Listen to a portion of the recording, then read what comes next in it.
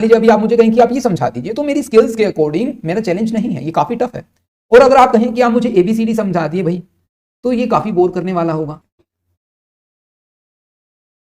Hello everyone, कैसे हैं आप सभी? Hope you are well and doing great. इस वीडियो में हम नेक्स्ट लेसन को कवर करेंगे, लेसन 11।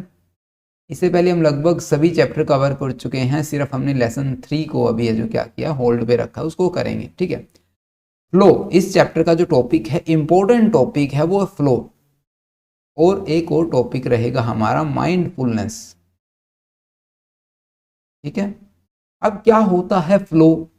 क्या आपने कभी ऐसा फ्लो नाम का शब्द सुना है? माइंडफुलनेस क्या है? इनको डिफाइन कैसे करेंगे? अगर हम इनको वन सेंटेंस में डिफाइन करना चाहे तो क्या होगा? हम क्या कहें इनको? या हम कहें कि भाई ऑप्टिमल एक्सपीरियंस फ्लो को क्यों बोल दिया गया है? या इस तरह के क्वेश्चन, जितने भी इन कॉन्सेप्ट को as a psychologist, as a counsellor, as a teacher, ये आपकी काफ़ी हेल्प करेंगे बच्चों को समझने के लिए, अपने आप को समझने के लिए, बच्चों को समझाने के लिए, उनकी प्रॉब्लम्स को समझने के लिए, हम ऐसा कह सकते हैं, ठीक है। सो फ्लो क्या है, माइंडफुलनेस क्या है, ये अभी हम समझते हैं। लेकिन इससे पहले मैं आपसे एक क्वेश्चन पूछना चाहूँगा। अब भाई क्वेश्चन ये है, बिल्कुल ध्यान से सुनिए। अगर आपको ने इस क्वेश्चन का जवाब पता है, ठीक है, तो यूं समझ लीजिए आपको फ्लो का तो टॉपिक आ गया भाई समझ। अदरवाइज आपको क्या करना होगा, माइंडफुलनेस के टॉपिक से चलना होगा, फिर आपको फ्लो भी पता चल जाएगा, ठीक है। तो चलिए मैं क्वेश्चन पूछता हूँ। क्या आपने कभी ऐसा महसूस किया है कि आप कुछ ऐसी एक्टिविटीज या कोई भी ऐसी एक्टिविटीज में इन्वॉल्व हो रहे हैं जिसमें आप अपने आप को भूल जा रहे हैं, या फिर आप सेंस ऑफ टाइम, या आपको भूख प्यास नींद कुछ भी नहीं आपको महसूस होता कि हाँ मेरी बॉडी को इतनी, मतलब आपकी जो बेसिक नीड्स आप वो भी भूल जाते हैं कि हाँ मुझे अभी खाना खाना चाहिए, इस टाइम मुझे भूख लगी है, और आपको याद तक नहीं है। क्यों याद नहीं है? क्योंकि आप उस काम में इन्वॉल्व है, जिसमें जो भी एक्टिविटी आपको पसंद है। एग्जाम्पल से समझने की कोशिश करते हैं। यहाँ पर है राहुल, ठीक है, और रुचि। अभी राहुल को क्या पसंद है? डांस, और रुचि को म्यूजिक, ठीक है, एग्जाम्पल, ठीक है। अब राहुल क्या करता है भाई, जब वो डांस करता है ना, वो इतना खो जाता है डांस में, समझ पा रहे हैं, उसको ये नहीं पता चलता कि अच्छा 7 बज गए हैं, शाम के 8 बज गए हैं, मुझे घर जाना है, ठीक है। वो भूल जाता है, वो अपने पेरेंट्स के फोन कॉल्स को पिक नहीं करता, तो इन सभी चीजों में वो खाना नहीं खाता, मतलब उस दौरान जब वो डांस करता उसको कुछ भी नहीं प्यास लगती ना भूख लगती, ठीक है ना। कभी उसको थकावट भी नहीं होती, कभी भी उसने अपने आप को टायर्ड महसूस नहीं किया कि जब मैं डांस करता हूं तो मैं थक जाता हूं। ऐसा होता है ना, आपने कभी सुना हो यार मैं तो थक गया, मैं तो थक गई, मैं ना अब और डांस नहीं कर सकता या कर सकती। लेकिन राहुल को कभी महसूस होता ही नहीं जब भी वो डांस करता है। रही बात रुचि की, तो रुचि क्या करती है भाई, म्यूजिक को कंपोज करती है। कंपोजिंग जानते हैं, म्यूजिक कंपोज करना, म्यूजिक बनाना बजाना, फिर जो अकॉर्डिंग टू लिरिक्स हम जो म्यूजिक को कंपोज करने की कोशिश करते हैं, तो वो काम है जो रुचि करती है। और इसमें इतनी मगन हो जाती है, इतना इमर्स हो जाती है ना, कि उसको भी, जैसे कि राहुल को time of sense, basic needs के बारे में अवेयरनेस नहीं रहती, या हम ये कहें कि उनको पता ही नहीं चलता मुझे क्या चाहिए क्या नहीं चाहिए, बस म्यूजिक चाहिए। तो इस तरह की क्या हो जाती है। एग्जाम्पल, आप लोगों के साथ कभी ऐसा हुआ हो तो आप बताइए।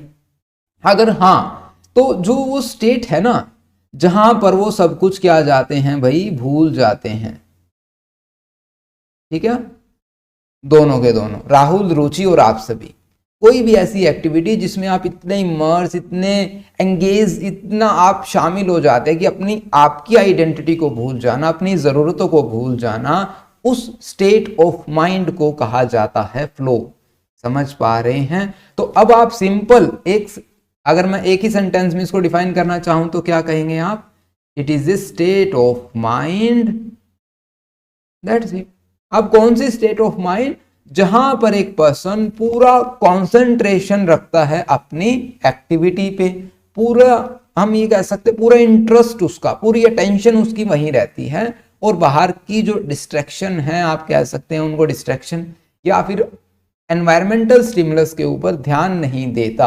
उस स्टेट ऑफ माइंड को हम कहेंगे फ्लो, जहां पर वो अपने ऑप्टिमल पोटेंशियल, या हम कहें कि अपने फुल पोटेंशियल का यूज करके ऑप्टिमल परफॉर्मेंस वहां पर आपको शो करेगा, या पूरी की पूरी productivity, creativity, everything you will see at that state of mind.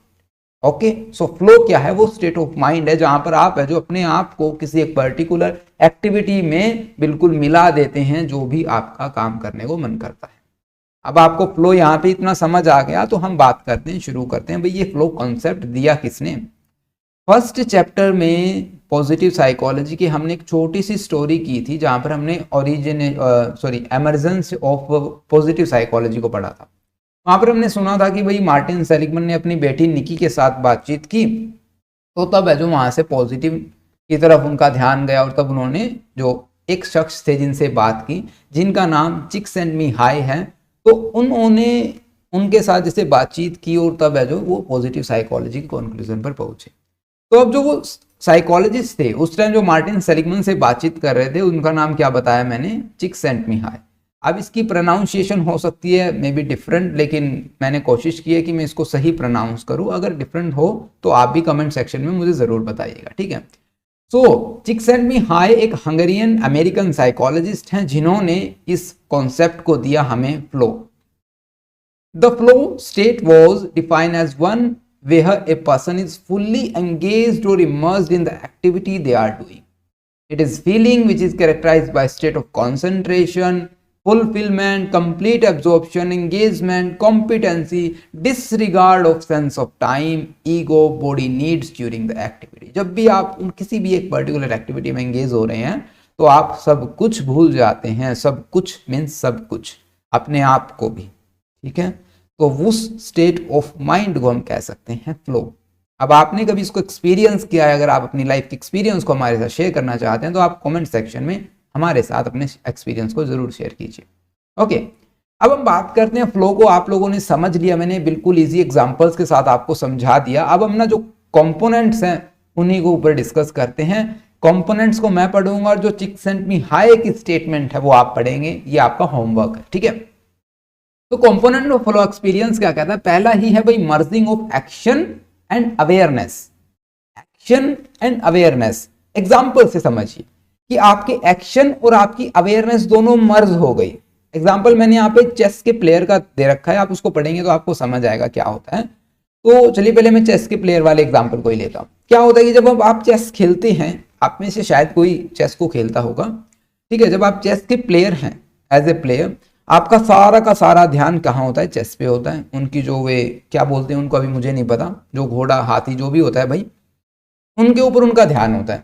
उनकी जो चालें हैं उसके दिमाग में होती हैं, ठीक है। अब आप ये कह सकते हैं कि उस चेस प्लेयर की सारी अटेंशन उस इतने से एनवायरनमेंट में होती है। वो अपनी मूव से रिलेटेड सबको, एवरी सिंगल मूव के बारे में उसको हर एक जानकारी है कि भी हाँ मुझे अब ये मूव चलनी है या मुझे अब ऐसे मूव करना है अपनी उन हाथी घोड़ा के साथ, ठीक है। तो वो हम यहाँ पर ये क्या कह रहे हैं कि वो अवेयर है अपने एक्शन से, लेकिन वो अवेयर नहीं है खुद से। वो अपने आप को एक चेस मान रहा है, हम ये कह सकते हैं। आप पढ़िए फिर आपको समझ आएगा। देखिए, here individual is very much aware of his action. जैसे कि मैंने कहा, राहुल अपने डांस मूवमेंट से अवेयर है कि हाँ अब मुझे ऐसे डांस करना है, अब मुझे यहां से लेके ये स्टेप करना है, फिर ऐसे करके, या फिर जैसे भी आप लोग डांस करते हैं तो आपको ऐसे डांस करना है। It means you are aware of your body movement in dance activities, ठीक है। But you are not aware of your external environment. That means यहाँ पर एक्शन एंड अवेयरनेस दोनों मर्ज हो रही है आपकी। आप है जो अपने आप को एज ए डांस कंसीडर कर रहे हैं। अगर हम म्यूजिक की बात करें तो यहाँ पर रुचि क्या करेगी? रुचि अपने आप को म्यूजिक कहेगी कि हाँ, जैसे आप लोगों ने टीवीज में देखा होगा ना, म्यूजिक ऐसे चलता है ऐसे करके, है ना। तो वो अपने आप को वो म्यूजिक समझेगी कि हाँ मैं आज हवा में उड़ रही हूँ। समझ पा रहे हैं? सेंस ऑफ आइडेंटिटी को भूल जाना, merging of action and awareness, ठीक है। लेकिन अवेयरनेस कहां पर होती है कि हाँ मुझे इसके बाद ये वाली ताल बनानी है, या मुझे इसके बाद ये वाला बटन प्रेस करना है पियानो पे, या ये वाली स्ट्रिंग मुझे छेड़नी है भाई गिटार में। इन चीजों के बारे में अवेयर होते हैं, हमारे एक्सटर्नल एनवायरनमेंट के बारे में अवेयर नहीं होते। अब ये मैंने इतना डीपली बता दिया है तो आगे के जो टॉपिक है बिल्कुल इजी रहेंगे, ठीक है, इतने एग्जाम्पल्स के बाद। Centring of awareness. अब इन तीनों ही एग्जाम्पल्स में क्या होता है कि जब एक पर्सन ऑप्टिमल परफॉर्मेंस शो करता है या हम कहीं फुल्ली पोटेंशियल का यूज करता है, तो सीधी सी बात है या हम कहें फ्लो स्टेट ऑफ माइंड में वो जा रहा है, तो उसके जो बाहर के एनवायरनमेंट की जो डिस्ट्रैक्शंस हैं हम कहेंगे उनसे वो डिस्ट्रैक्ट नहीं होता, उसका पूरा का पूरा फोकस एक ही स्टिमुलस पर होता है, या हम कहें एक ही एक्टिविटी पे होता है। वो डांस हो सकती है, म्यूजिक हो सकता है, या फिर वो चेस हो सकता है, या फिर एक टीचिंग हो सकती है। अभी फॉर एग्जाम्पल मैं अगर कोई रूम में आ जाए, ठीक है, अभी मैं आपको ये टॉपिक समझा रहा हूँ फ्लो से रिलेटेड, अगर मेरा ही फ्लो नहीं रहा तो ऑब्वियस है कि जैसे ही कोई रूम में एंटर करेगा या बाहर कोई जोर का धमाका हो गया तो मैं सडनली है जो क्लास को रोक के या फिर कहीं बाहर जाकर देखूंगा, या फिर रूम में इधर उधर देखने लग जाऊंगा, अरे भाई कौन है, क्या क्यों आ गए तुम यहाँ पे, मुझे डिस्टर्ब कर दिया, है ना। अगर मेरी फ्लो ऑफ स्टेट नहीं है, स्टेट ऑफ माइंड फ्लो वाली नहीं है, ठीक है। अगर मैं इस काम में बिल्कुल इमर्स हूं, चाहे लाइट जाए यहाँ से, बिजली भाग जाए, या फिर रूम में कोई एंटर करे। आप लोगों ने ऐसा देखा होगा कि क्लास में, एक नॉर्मल स्कूल क्लास में क्या होता है, क्लास में सभी बच्चे पढ़ने वाले नहीं होते, है ना। तो क्या होता है कि उनमें से 2-3 बच्चे शरारती होते हैं और टीचर उनको देखता है, लेकिन वो अपने टॉपिक के साथ जो उनको समझा रहा है इतना इमर्स रहता है ना कि उसको उन बच्चों से कोई फर्क पड़ता नहीं है, फिर भी वो अपने टॉपिक को कंटिन्यू करते हैं विदाउट एनी डिस्ट्रैक्शन। उनका फोकस बल्कि उस टॉपिक पे होता है, आप लोगों को समझाने पे होता है। तो वही क्या है, centring of attention. Okay, next आता है लॉस ऑफ ईगो। यहां पर जो ईगो हमने इड और सुपर ईगो और ईगो वाली पढ़ी थी ना, तो यहां पर वो ईगो है वही हमारी साइकी, है ना, इंट्रा साइकी, हमारी इंटरनल एनर्जी हम कह सकते हैं। लेकिन ईगो का यहाँ पर मीनिंग आप ऐसे समझ सकते हैं, वहां पर हमने ईगो क्या सोचा था, जो हमारी इड को कंट्रोल करती है सोशल एक्सेप्टेंस के हिसाब से जब हम काम करें, तो वो हमारी ईगो है, ठीक है। तो यहां पर हम क्या करते हैं, लॉस ऑफ ईगो, हम अपनी आप की आइडेंटिटी को भूलते जा रहे हैं भाई। अभी हम ये कह सकते हैं, जैसे अभी मैंने राहुल का एग्जाम्पल लिया, तो उन्होंने उसका डांस प्रोफेशन है, उसमें वो मस्त रहता है, तो वो अपने आप को क्या समझता है, मैं डांस हूं, या फिर मैं एक ऐसी कठपुतली हूं जो जिसका काम नाचना ही नाचना है, या डांस करना है, बस म्यूजिक पे उछलना कूदना और उसके अंदर इमर्स रहना, मजा आ जाता है। तो लॉस ऑफ ईगो, अपने आप को ही भूल जाना, बिल्कुल फ्लो वाली कंडीशन में जाने के बाद। समझ पा रहे हैं, ऐसा होता है, आप लोगों ने कभी महसूस किया हो तो आप डेफिनेटली इस बात को समझ पाएंगे कि हाँ, देखिए मान लीजिए कंप्यूटर चलाना किसी को पसंद है, किसी को हैकिंग करना पसंद है। हैकिंग इसलिए मैंने बोला क्योंकि वो सारा का सारा दिन कंप्यूटर में प्रोग्रामिंग इधर से उधर, कभी ये वाला वायरस कभी वो वाला वायरस, समझ पा रहे हैं, मीन्स वायरस नहीं, वो तो उनकी लैंग्वेज में होता है कि फन, है ना। तो लेकिन उनको टाइम का पता ही नहीं चलता, वो सारा दिन कंप्यूटर पर ऑन स्क्रीन बैठे रहते। लेकिन अगर आप बैठने की कोशिश करेंगे, आपकी आंखें, आपका हेड बिल्कुल इतना दर्द करना शुरू कर जाएगा ना, शायद आप एक हफ्ता ना बैठे, ठीक है। सो लॉस ऑफ ईगो, अपने आप की आइडेंटिटी को, खुद को, सेल्फ ईगो को भूल जाना।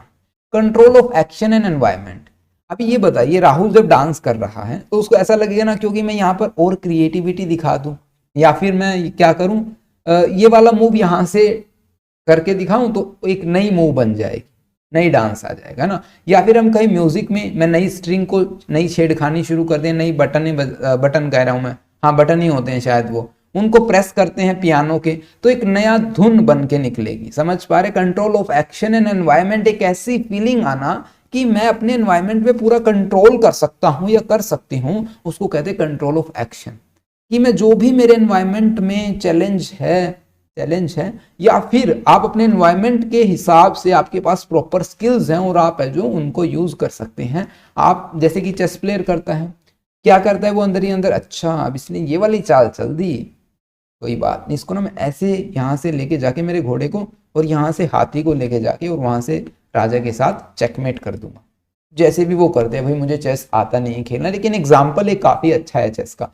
सो कंट्रोल ऑफ एक्शन क्या कहता है, while thinking about the event, a person with flow experience feel that he had adequate skills and competencies for meeting the demand of the environment at that time। समझ पा रहे हैं, ठीक है। Next आता है ऑटोटेलिक इन नेचर। ऑटोटेलिक इन नेचर, अब यहां पर आप समझिएगा, डांस, म्यूजिक, चेस या कंप्यूटर ऑपरेट करना, इन सभी में हम क्या करते हैं, हमें खुद को मजा आ रहा है। मैं शुरुआत से ही कह रहा हूं कि मजा आ जाता है, मजा आ जाता है। किसको आ जाता है भाई, अपने आप को आता है। डांस कर रहे हैं हम, बच्चे क्या करते हैं, बच्चे खेलते हैं ग्राउंड में, वो इतने मग्न हो जाते हैं खेलने में, समझ पा रहे हैं, उनको लगता है कि मैं ही गेम पलट दूंगा सारा का सारा, है ना। या उनकी मम्मियां गली में आवाज लगा रही हैं, भाई आ जाओ बेटा घर आ जाओ, लेकिन वो नहीं सुनते, उनको ध्यान है ही नहीं, वो तो डिस्ट्रैक्शन है एक, ठीक है। तो ऑटोटेलिक नेचर भाई, जब हम खुद को रिवॉर्ड कर रहे हैं, खुद को रिइंफोर्स कर रहे हैं, that's why we can say that flow is in autotelic in nature.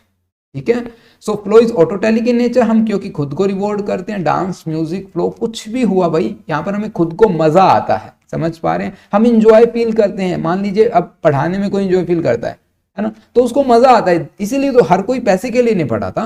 ठीक है, नेक्स्ट आता है हमारे पास balance between skill and challenge. अब ये काफी इंपॉर्टेंट है फ्लो को समझने के लिए।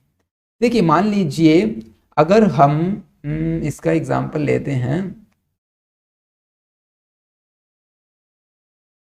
यस इसका एग्जांपल ये लेंगे, सभी एग्जांपल बिल्कुल फिट रहेंगे। जैसे कि हमने डांस लिया था, आप लोगों ने भारतनाट्यम सुना होगा, आई थिंक मैं सही बोल रहा हूं, भारतनाट्यम। ठीक है, अब ये डांस है, ठीक है, और एक आपने ब्रेक डांस जिसे माइकल जैक्सन के थ्रू किया जाता था, है ना, इस तरह का जो डांस जिसमें ज़्यादा अभी इतना इसकी भी मुझे इतनी नॉलेज नहीं है, लेकिन भारतनाट्यम है एक डांस, आप मान लीजिए इसको एक ब्रेक डांस लिख लेते हैं समझने के लिए। ठीक है, अब जिस मान लीजिए राहुल किसमें परफेक्ट है, भारतनाट्यम में। ठीक है, वो उसमें क्रिएटिविटी शो कर सकता है, लेकिन हम उसको सडनली क्या कहें कि तुम्हें ना आज ब्रेक डांस करना होगा, हिप हॉप डांस करना होगा, तो क्या वो वहां पर फ्लो की स्टेट में पहुंच पाएगा? नहीं, नहीं पहुंच पाएगा। क्यों नहीं पहुंच पाएगा? क्योंकि जो उसके पास स्किल्स हैं वो प्रॉपर नहीं है। जो चैलेंज है वो टफ चैलेंज होगा। अगर आप भारतनाट्यम में ही कहेंगे कि आप एक स्टेज ऊपर वाले डांस को कीजिए, तो ये पॉसिबल है कि वो अपनी स्किल्स को ऐसा करेगा कि हाँ मैं ट्राई कर सकता हूं, क्यों ना मैं यहाँ पे ये ट्राई कर दूं। तो ये जरूरी है फ्लो की स्टेट को अचीव करने के लिए आपकी स्किल और आपके चैलेंज में बैलेंस होना जरूरी है। इफ दे आर अनबैलेंस तब आप फ्लो स्टेट को अटेन नहीं कर सकते, बियर इन योर माइंड, है ना। अब एक और एग्जांपल मैं आपको समझा देता हूं, मान लीजिए हाँ टीचिंग है, टीचिंग अच्छा एग्जांपल लगा मुझे यहाँ पर, टीचिंग है। अभी मान लीजिए मुझे फ्लो के बारे में थोड़ी नॉलेज है ना, जितनी है मैंने आपको अभी प्रोवाइड करा दी, तो आप देख सकते हैं। ठीक है, सो मान लीजिए अगर आप मुझको कहें कि मैं अभी थर्मोडायनेमिक्स के बारे में, देखिए मुझे प्रोनाउंसिएशन भी यहाँ से कंफ्यूज हो गई, थर्मोडायनेमिक्स। अब ये जो टॉपिक है ना फिजिक्स का है, फिजिक्स आप समझते होंगे, भौतिक विज्ञान कहते हैं आई थिंक, है ना इसको शायद। तो थर्मोडायनेमिक्स हो गया, इलेक्ट्रोमैग्नेटिक थ्योरी हो जाती है। मान लीजिए अभी आप मुझे कहें कि आप ये समझा दीजिए, तो मेरी स्किल्स के अकॉर्डिंग मेरा चैलेंज नहीं है, ये काफी टफ है। और अगर आप कहें कि आप मुझे ABCD समझा दिए भाई, तो ये काफी बोर करने वाला होगा, तो यहाँ पे फ्लो कहाँ से आएगा, है ना। तो अगर ज्यादा इजी टास्क होगा तो आप बोर हो जाएंगे, ज्यादा टफ होगा तो आपका एंजाइटी होगी, लेकिन अगर बैलेंस होगा तो वहां पर फ्लो होगा, वहां पर आप उस एक्टिविटी में इमर्ज हो जाएंगे। होप यू अंडरस्टैंड बैलेंस कितना जरूरी है स्किल एंड चैलेंजेस में, है ना। तो आपको यहाँ पे फ्लो कंसेप्ट क्लियर हो गया। मैंने पूरी कोशिश की आपको समझाने की, अगर आपको समझ आ जाता है, कंटेंट अच्छा लगता है, सो प्लीज फीडबैक जरूर दीजिए, कमेंट सेक्शन में जरूर बताइएगा। ओके, अब बात करते हैं हम बेनिफिट्स ऑफ फ्लो की। अब मुझे शायद बेनिफिट्स की तो बात करनी चाहिए ही नहीं, क्योंकि अभी आपको जब फ्लो का कॉन्सेप्ट पता चल गया तो बेनिफिट्स का तो आपको ऑटोमेटिकली पता चल जाना चाहिए। कैसे पता चल जाना चाहिए? अभी आप फ्लो में हैं, आप पूरा फोकस है, आपकी कहीं डिस्ट्रैक्शन पे ध्यान नहीं है, आप क्रिएटिविटी पे फोकस कर रहे हैं, तो ऑब्वियस है कि आपकी परफॉर्मेंस वहां पर इंक्रीज होगी, है ना। सो परफॉर्मेंस इंक्रीज हो जाती है जब आप फ्लो में रहते हैं। जहां आपको आधा घंटा खेलना था आप 1 घंटा तक खेलेंगे। ठीक है, तो ऐसे आप याद कर सकते हैं, समझ सकते हैं। Motivation and improve enjoyment. देखिए मोटिवेशन क्या, जब आप फ्लो में हैं तो आपको क्या हो रहा है, खुद को रिवार्ड कर पा रहे हैं आप, है ना, रिवॉर्ड कर रहे हैं खुद के लिए। आप रेनफोर्स कुछ ना कुछ आप प्रोवाइड करते रहे, यार मजा आ रहा है खेलने में, आज तो मुझे पढ़ाने में काफी मजा आ रहा है क्या। या फिर मैं कहूँ कि अब मुझे ना आज मैंने ना आज एक नया गाना बनाया, है ना, आज मैंने नया म्यूजिक कंपोज किया, यार मजा आ गया। तो ये इंट्रिंसिक जो मोटिवेशन आपको मिल रहा है, क्यों ना मैं कल 2 और करूं, या मैं 1 घंटा और खेलना शुरू कर दूं, क्योंकि मुझे मजा आ रहा है। enjoyment and intrinsic motivation you will feel when you in the flow state of mind. Okay, reduce stress and anxiety. Stress और एंजाइटी किसकी वजह से होती है? पहले ये सोचिए, स्ट्रेस होता है, एंजाइटी होती है जब आपको बाहर से कोई ऐसी इंफॉर्मेशन या बाहर से कोई ऐसी स्टिमुलस आपके ब्रेन को स्ट्राइक करे और कहे what are you doing bro, आप कर क्या रहे हैं, है ना। आप फ्री बैठे हैं, आप 25 के हैं, 24 के, जो भी है, आप जॉब नहीं कर रहे, इस तरह की बातें आपको सुनने को मिलेगी तो आपको भी स्ट्रेस होगा, एंजाइटी होगी, डिप्रेशन होगा। लेकिन अगर आप अपने जो एक्टिविटी आप कर रहे हैं उसमें ही बस खोए हुए हैं, आप करते जा रहे हैं करते जा रहे हैं, तो वहां पर ऑब्वियस है कि आपको स्ट्रेस भी तंग नहीं करेगा, एंजाइटी नहीं होगी, अगर आप जो अनडिवाइडेड अटेंशन आपके अपने काम में है। ठीक है, next one is the self confidence, self esteem. Obvious है कि आपने आज एक म्यूजिक तैयार किया, ठीक है, या फिर आपने एक गेम का टास्क आज कंप्लीट किया, तो वहां पे सेल्फ कॉन्फिडेंस बूस्ट होगा, सेल्फ स्टीम आपकी बूस्ट होगी। You want to understand concept of self esteem, self efficacy, तो इन सभी टॉपिक्स पर एक हम वीडियो कर चुके हैं, हमारा एक पूरा लेसन था इमोशंस पे और सेल्फ कॉन्सेप्ट्स पे, इन सभी को आप समझ सकते हैं, प्लेलिस्ट में चेक कर सकते हैं। ओके, तो next one is the social connection.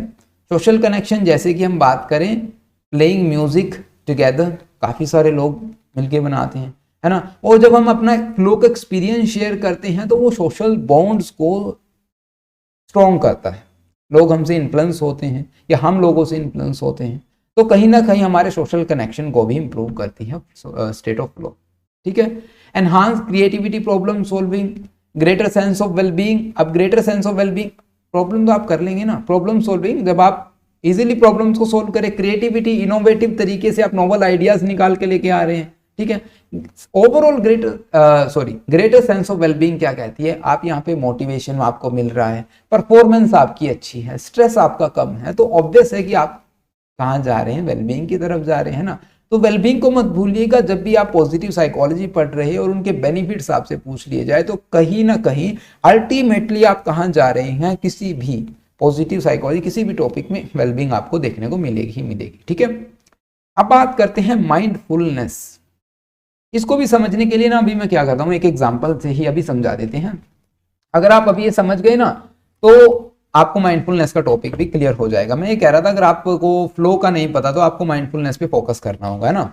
तो चलिए बिल्कुल 10 सेकंड के लिए मैं चुप हो जाऊंगा, ठीक है। आपको ये महसूस करके मुझे बताना है आपने क्या क्या महसूस किया।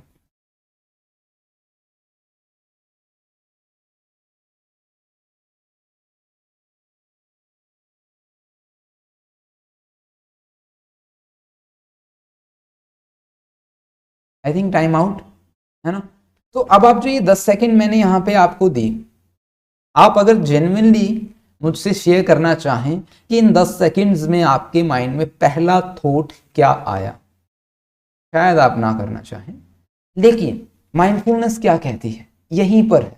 ये तो सिर्फ 10 सेकंड कुछ भी नहीं है भाई। सबसे मुझे मुश्किल जो काम लगा ना अभी तक का, वो मुझे ये लगा कि हम बिना सोचे रह ही नहीं सकते। समझ पा रहे मैं क्या कह रहा हूं, कि आपके ब्रेन को ना सोचने का अगर काम दे दिया जाए वो नहीं कर पाएगा, क्योंकि अब तक हम जो ट्रेनिंग हमें मिली है वो सोचने की मिली है, और हम इसको एक सिंगल मिनट तक भी हम बिल्कुल एक पॉइंट पर, हम अगर कहूं ना इसको आप देखते रहें और आपको कुछ भी नहीं सोचना है, nothing, nothing means nothing bro, आपको कुछ भी नहीं सोचना, और आप डेफिनेटली, मेरी गारंटी कह लीजिए, लेकिन मुझे विश्वास है कि आप में से कोई भी एक ऐसा पर्सन नहीं होगा जो 1 या 5 मिनट तक है जो बिना सोचे, 5 मिनट तो बहुत ज्यादा हो जाते, 1 ही मिनट तक बिना सोचे एक इवन सिंगल थिंग। लेकिन यहां पर ना एक चीज बड़ी जरूरी है, वो है वही ऑनेस्टी, है ना। अब सामने वाला क्या सोचा क्या नहीं सोचा अभी किसी को क्या पता, हो सकता है वो यूं बोल दे भी 1 मिनट के बाद कि यार मैंने तो कुछ सोचा ही नहीं, लेकिन ऐसा पॉसिबल है नहीं भाई। हमारे ब्रेन में कुछ ना कुछ ऐसा, कहीं ना कहीं से कुछ ना कुछ ऐसा जरूर आएगा जो आपकी इस 1 मिनट वाली प्रोसेस को डिस्टर्ब कर देगा। सो माइंडफुलनेस जनरली क्या है ये हम समझते हैं। Mindfulness is a non judgemental awareness of present moment including our thoughts, emotion, body sensation, surrounding environment. यहाँ पर आप फीलिंग भी अटेंशन कर सकते हैं। जैसे ही मैंने 10 मिनट का टाइम दिया तो आप ये ऑब्जर्व कर सकते हैं कि मेरे करंट अवेयरनेस कैसी है। करंट अवेयरनेस कोई जीके वाली नहीं है, यहाँ पर समझ पा रहे हैं, यहाँ पर जो करंट अवेयरनेस अपनी बॉडी से रिलेटेड है। अगर आप देखेंगे ध्यान से तो आपको महसूस होगा, जैसे कि अभी मुझे क्या महसूस हुआ कि मेरी जो लेफ्ट नॉस्ट्रिल्स है इससे ब्रीदिंग का फ्लो है वो ज्यादा है एज कंपेरिजन टू राइट। समझ पा रहे हैं। जो अभी मेरे आसपास मुझे शोर सुनाई दे रहा है वो एक तो बर्ड चियर्पिंग का है, और एक कहीं आई थिंक ग्राइंडर मशीन चल रही है, तो उनका मुझे शोर सुनाई दे रहा है। अगर आप करंट स्टेट में रहना सीख जाते हैं, करंट एनवायरनमेंट में आप क्या महसूस कर रहे हैं, हाँ मेरे पास जो सीपीयू है उसके फैन की आवाज आ रही है, समझ पा रहे हैं आप? समझिए इन चीजों को, समझना क्या है भाई, इनको तो महसूस करना है। तो इट इन्वॉल्व्स इंटेंशनली आप क्या कर रहे हैं, अटेंशन दे रहे हैं what is happening with in and around us, आपके अंदर क्या हो रहा है और आपके बाहर क्या हो रहा है, एक छोटी सी बाउंड्री में आप इस चीज को समझ पा रहे हैं। आप चाहते हैं, यहाँ पर इंटेंशन से है आपकी कि मैं यहाँ पर अटेंशन फोकस करूं, और आप फिर जो ऑब्जर्व कर रहे हैं उसको नॉन जजमेंटल तरीके से एक्सेप्ट कीजिए। कोई भी जजमेंटल हो सकता है, किसी को सेक्सुअल रिलेटेड कोई थॉट आ जाए तो हम क्या करते हैं, अरे तोबा ये क्या आ गया हमारे दिमाग में, ऐसा कहां से आ गया, मैंने तो ऐसा सोचा भी नहीं था। अरे भाई ऐसा नहीं करना, उसको माइंडफुलनेस नहीं कहते। समझ पा रहे हैं? जो भी थॉट आ रहे हैं, कुछ की एस्पेक्ट्स में यहाँ पर बताना चाहूंगा, वो आप समझिए। नॉन जजमेंटल, आपको जज नहीं करना। माइंडफुलनेस का मीनिंग है आ रहे हैं जा रहे हैं, सिर्फ आपको न्यूट्रल रहकर, जो काफी मुश्किल प्रोसेस है आपको न्यूट्रल रहना। हम रिस्पॉन्स करते ही करते हैं, बेशक हमें इमोशनल रिस्पॉन्स करना हो। ऑब्जर्व कीजिएगा इस छोटी सी बात को, आपको मजा आएगा अगर आप ये समझ पाए तो। अगर आप न्यूट्रल रहेंगे और समझने की कोशिश, समझना तो है ही नहीं, है ना। देखिए अगर मैं बोलने में कहीं मिस्टेक करूं तो सॉरी, आप इस टॉपिक को समझिए, ठीक है। समझने में आपको काफी हेल्प करेगा ये टॉपिक, अपने आप की समझ में। अब नॉन जजमेंटल मीन्स आपको मान लीजिए थॉट आ रहा है कि अरे यार कितने स्टूडेंट ये वीडियो देख रहे हैं, तो जजमेंट नहीं, ओके जितने भी देख रहे हैं देखिए भाई। नॉन स्ट्रीविंग, कोई कोशिश नहीं करनी है कि जैसे मैंने यहाँ पे एक पॉइंट बना दिया, आप इधर उधर भटक जाते हैं, आपके माइंड में थॉट आ रहे हैं, तो आपको ये कोशिश नहीं करनी है कि मुझे मेरी जॉब से रिलेटेड सोचना है। मान लीजिए आपको अपनी एक्स की याद आ जाती है, या आपको अपने एक्स की याद आ जाती है, जो भी है भाई, ठीक है, तो आप क्या करेंगे, यार मुझे उसकी याद क्यों आ गई, तो मुझे तो ना जॉब के बारे में सोचना चाहिए था। तो आपको ऐसा कुछ भी नहीं करना। Not trying to achieve any specific goal. समझ पा रहे हैं? जो भी हो रहा है एज इट इज एक्सेप्ट कीजिए उसको। एक्सेप्टेंस होना जरूरी है, पेशेंस होना जरूरी है, ट्रस्ट खुद की फीलिंग्स पर, ओपननेस, लेटिंग गो, जाने दो, ठीक है भाई, जो हो रहा है होने दो। Gentleness, generosity, empathy, gratitude, loving kindness, ये सभी एस्पेक्ट है जो माइंडफुलनेस में आते हैं। और अगर आप ऐसा करने में सक्सेसफुल हो जाते हैं तो आपकी अटेंशन काफी बढ़ जाएगी। किसी भी स्पेसिफिक जो भी एक्टिविटी में आप इन्वॉल्व, वहां पे परफॉर्मेंस आपकी बढ़ जाएगी। समझ पा रहे हैं कैसे कैसे ये काम करती है माइंडफुलनेस, उसको समझते हैं, आपको समझ मजा भी आएगा समझने में। अटेंशन ट्रेनिंग, देखिए अब जैसे कि मैंने अभी कहा, आप करंटली 1 मिनट के लिए 10 सेकंड मैंने बोला था सबसे पहले, 10 सेकंड के लिए आप क्या करें, ऑब्जर्व करें अपने आप को। सिर्फ ऑब्जर्व करने के लिए बोला है, आपको कोई भी बिहेव वहां पर नहीं करना है, इमोशन या फिजिकली कोई भी बिहेव नहीं करना। 10 सेकंड के लिए आप ऑब्जर्व करें अपने आप को। हो सके तो आप बिना कुछ सोचे आराम से बैठ जाइए, ठीक है। Sit on the ground and feel your self breathing, inhale and exhale, that's it. और अपने जो इमोशंस को, थॉट प्रोसेस को ऑब्जर्व करें। इतना ही आपको 10 सेकंड के लिए करना है। अगर आप करने में सक्षम हैं तो फिर आप 30 सेकंड, 1 मिनट, 5 मिनट, या बीच में आप 2 मिनट कर सकते हैं, जैसे भी आपको सुटेबल लगे।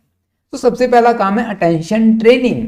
ट्रेनिंग ए मसल, जैसे हम करते हैं ना बॉडी एक्सरसाइज, तो धीरे डे बाय डे हमारे क्या आ जाते हैं कि हमारे बाइसेप्स दिखने लगे, ट्राइसेप्स दिखने लगे, जो भी आपको दिखाना है भी वो आपको दिखने लग जाता है। सो माइंडफुलनेस भी एक प्रैक्टिस ट्रेनिंग है, जहां पर आप अटेंशन करते हैं, प्रेजेंट मोमेंट पर आपका फोकस होता है। और जैसे जैसे आप अटेंशन ट्रेनिंग में पार्टिसिपेट करते हैं तो आप नेक्स्ट स्टेज आ जाती है, वो है interrupting the auto pilot mode, ठीक है। अब देखिए ऑटो पायलट मोड क्या होता है कि आप जब आराम से खाली बैठे हैं ना, तब आप ये सोचिएगा आपके माइंड में कैसे कैसे थॉट आते हैं। एक दिन क्या, अभी आप वीडियो को देखने के बाद एक छोटा सा पेपर उठाइए, छोटा सा, ज्यादा बड़ा नहीं, उसमें 1 मिनट के लिए आराम से बैठ जाइए और जो भी थॉट आए उसको लिखिए, जो भी थॉट आए लिखिए। देखना आप कितनी जल्दी इधर उधर की बातों को इकट्ठा कर लेंगे। ऑटो पायलट मोड होता है कि अपने आप हवा में उड़ रहा है भी आपका ड्रोन। ड्रोन समझते हैं, जो शादी में उड़ता है ना, कैप्चर करता है ड्रोन। तो रिपीटेटिव थॉट आते हैं हमें, रिएक्शंस हम करते हैं उनके इमोशनल रिएक्शंस, तो वो इंटरप्ट ऑटो पायलट मोड। अब हम जब बार बार प्रैक्टिस कर रहे हैं तो हम क्या कर रहे हैं, ऑटो पायलट मोड से फिर किसी एक पर्टिकुलर पॉइंट पे हमने लेके आने की कोशिश की, भाई कुछ नहीं सोचना, आराम से, फिर चला गया इधर उधर, फिर हम वहीं आ जाते, फिर चला जा रहा है इधर उधर, फिर हम वहीं आ जाते। ठीक है, आप एक पॉइंट की हेल्प ले सकते हैं इनिशियली। ठीक है, detaching the thought and emotion, mindfulness encourage you to observe your thought emotion without judgement, watching clouds. अभी आपने बादलों को कभी देखा है? अभी रिसेंटली हमारे यहाँ बारिश हुई थी तो मैंने बादल को देखा, बादल मीन्स बादलों को देखा, तो बादल ऐसे भाग रहे थे जैसे कपास के खेत में, समझ रहे हैं, कपास जो रुई होती है हमारी, उसमें से रुई को यूं, अगर आपने देखा है ना रुई का जो लड्डू सा होता है वो, तो उसमें से रुई निकलती है एक ग्रीन ग्रीन कलर के लड्डू में से, और वो रुई अपने आप वो फट जाता है, उसके अंदर से रुई निकलेगी और कई बार जो रुई उड़ने लग जाती है। तो ऐसे वो बादल है ना भाग रहे थे, तो जैसे कि शादी में वो बाल होते हैं ना पिंक पिंक कलर के, जिनको बुढ़िया के बाल बोल दिया जाता है, उसकी तरह। तो इतने बड़े बड़े बादल थे, अगर आपने कभी नोट किया हो तो ये सिर्फ एक एक्टिविटीज है कि आप उनमें इमर्स हो जा रहे हैं। अभी आपने देखा यार, महसूस किया, अच्छा यार ऐसे भी देखो कितनी स्पीडली बादल भाग रहे हैं। तो थॉट एंड इमोशंस जो एक्सटर्नल है उनसे, अनवांटेड थॉट या ऑटो पायलट मोड वाले थॉट है उनसे बचना, ये हम कह सकते हैं। Self awareness by attention to your internal state, deeper understanding of your thought. अभी हमें अपना पता लगने लग जाएगा हमारी बॉडी सेंसेशन के बारे में, जैसे कि अभी मैंने बताया कि मेरी लेफ्ट नोस्ट्रिल से ब्रीदिंग ज़्यादा जो एयर फ्लो है as comparison to right. Neuroplasticity क्या कहती है? प्लास्टिसिटी समझते हैं, जैसे कि प्लास्टिक, नॉर्मली आप लोगों ने देखा हो कि प्लास्टिक को ना आप गर्म करके उसकी शेप चेंज कर सकते हैं, है ना। तो न्यूरोप्लास्टिसिटी कहती है कि जो हमारे न्यूरॉन्स है ना वो प्लास्टिक की तरह है। बार बार जब हम ट्रेनिंग करते हैं ना ऐसा फोकस लेके आने की, अनवांटेड थॉट्स को बाहर भगाने की, या फिर उनको सिर्फ ऑब्जर्व करने की, कोई रिएक्शन ना करने की, तो हमारे न्यूरॉन्स की स्ट्रक्चर में चेंज आ जाता है। ये शायद आपको सुन के थोड़ा सा अजीब लगता है लेकिन ये सच है, समझ पा रहे हैं? By repeatedly focusing on present moment you may strength neural connection associated with focus, attention, regulation, emotional control. तो ये न्यूरोसाइंस ने बताया है कि हमारी जो न्यूरॉन्स की स्ट्रक्चर है वो चेंज हो जाएगी जब हम बार बार है जो ये प्रैक्टिस करेंगे। समझ पा रहे हैं? पर्सनल साइकोलॉजिकल चेंज, और आखिरकार आप क्या कर पाएंगे, अपने अंदर है जो चेंज लेके आ पाएंगे। तो यही थे हमारे माइंडफुलनेस की प्रोसेस, कैसे काम करती है ये मैंने बताने की कोशिश की आपको। बेनिफिट्स अब मैं इनके नहीं बताऊंगा क्योंकि यहाँ पर भी आपको एंजाइटी स्ट्रेस कम हो जाएगी, फोकस कंसंट्रेशन बढ़ जाएगा, सेल्फ अवेयरनेस होगी, emotional regulation enhance, improve physical health और ग्रेटर सेंस ऑफ वेलबींग, जैसा कि मैंने बताया आपको ये हर जगह देखने को मिलेगा। ठीक है, अब माइंडफुलनेस बेस्ड कुछ इंटरवेंशंस है। एक इंटरवेंशन को मैं बताऊंगा जो कि मैंने बिल्कुल ब्रीफली यहाँ पे लिखी है, बाकी के इंटरवेंशंस आप एज इट इज बिल्कुल समझनी है आप लोगों को। ठीक है, हो सकता है एग्जाम में क्वेश्चन आ जाए तो कोशिश कीजिएगा इनको समझने की। ठीक है, अब माइंडफुल बेस्ड स्ट्रेस रिडक्शन एक इंटरवेंशन है। अब ये इंटरवेंशन क्या करती है, इन टेक्निक्स का यूज करके अपनी जो माइंडफुलनेस होने का कोशिश करते हैं, प्रेजेंट मोमेंट पे फोकस करने की कोशिश करेंगे। ठीक है, अब जो MBSR mindfulness based stress reduction, इसका मेन मोटिव है कि हम जो अपने स्ट्रेस को मैनेज करें, कोपिंग मैकेनिज्म में इंप्रूव लेके आए और ओवरऑल वेलबींग को यहाँ पर हम एनहांस कर सके। ये हमारे मेन मोटिव है MBSR का। ठीक है, अब जो इनके पिता हैं जिन्होंने ये इन्वेंट की है, जॉन केबेट-जी, 1970s। ठीक है, अब क्या होता है कि कोर एलिमेंट को समझते हैं। फॉर्मल प्रैक्टिस होगी, इनफॉर्मल प्रैक्टिस होगी और साइको एजुकेशन होगी। भाई फॉर्मल प्रैक्टिस क्या कहती है, regular meditation sessions focusing on technique like breathing meditation, body scan meditation, mindful movement, या आप योगा कह सकते हैं, योगा कर सकते हैं। तो ये प्रैक्टिस ना आपको क्या करेंगी, एक ट्रेनिंग प्रोवाइड करेंगी कि आप बार बार कोशिश कर पा रहे हैं ऑटो पायलट मोड से करंट स्टेज में अपने आप को लेके आने की। ये होगी फॉर्मल प्रैक्टिस जिसमें आप मेडिटेशन, योगा, ये सब चीज़ें दो, इसलिए मैं बोल रहा हूँ क्योंकि ये नॉर्मल है, हर कोई इन्हें जानता है।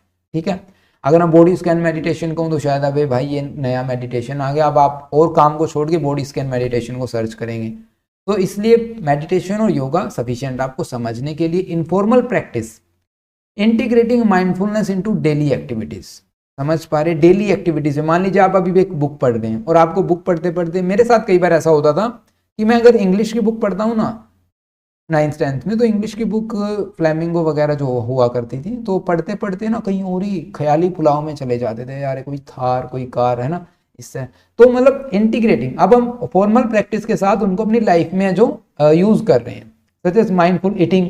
जैसे कि ईटिंग सबसे अच्छा एग्जांपल, आप खाना खा रहे हैं तो खाना खाते वक्त आप माइंडफुलनेस को कैसे यूज कर सकते हैं, अपनी थाली को देखा, अच्छा ठीक है, अपनी रोटियों के जो टेक्सचर को देखा, उनको हाथ लगाया, महसूस किया, जो हमारी पास वेजिटेबल होती है, सब्जी होती है, ठीक है, तो उनको स्मेल किया, अच्छा वाह जी वाह, हर एक चीज के ऊपर जो बिल्कुल फोकस करना करंट मोमेंट पे, समझ पा रहे हैं। माइंडफुल वॉकिंग, आप चल रहे हैं तो अपने पैरों की चाल कदम पर है जो अपना फोकस करना, रास्ते की ईंटों पर फोकस करना, ये आपके ऊपर डिपेंड करता है आप किसके ऊपर फोकस करते हैं। साइको एजुकेशन, अब आप स्ट्रेस के बारे में सीख रहे हैं, माइंड बॉडी कनेक्शन से समझ रहे हैं। Impact of thought and emotional wellbeing, क्या हमारे थॉट्स और इमोशंस का कैसे हमारे वेलबींग पर इफेक्ट, ये एजुकेशन भी हमें जरूरी है। ग्रुप डिस्कशन, अब आपने जो एक्सपीरियंस किया ये आप अपने ग्रुप में डिस्कस कर सकते हैं, अपने एक्सपीरियंस को शेयर कर सकते हैं, समझ पा रहे हैं। तो ये एक कंपोनेंट्स थे हमारे MBSR mindfulness based stress reduction intervention के।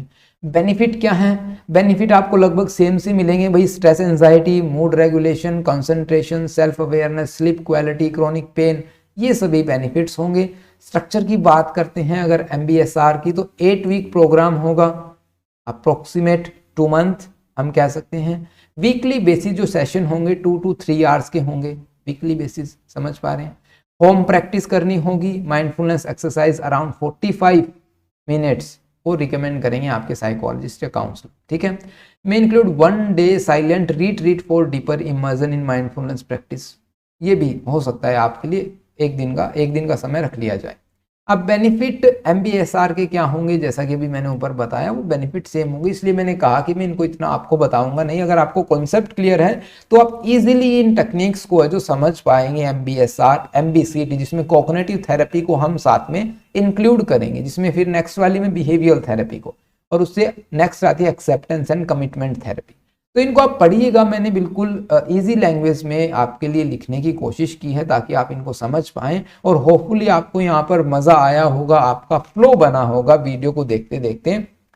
इस वीडियो में इतना ही। अगर आपको कंटेंट अच्छा लगे फीडबैक ज़रूर दीजिएगा। इस वीडियो में इतना ही, मिलते हैं नेक्स्ट वीडियो में, तब तक के लिए नमस्कार। Thanks for watching this video, have a nice day.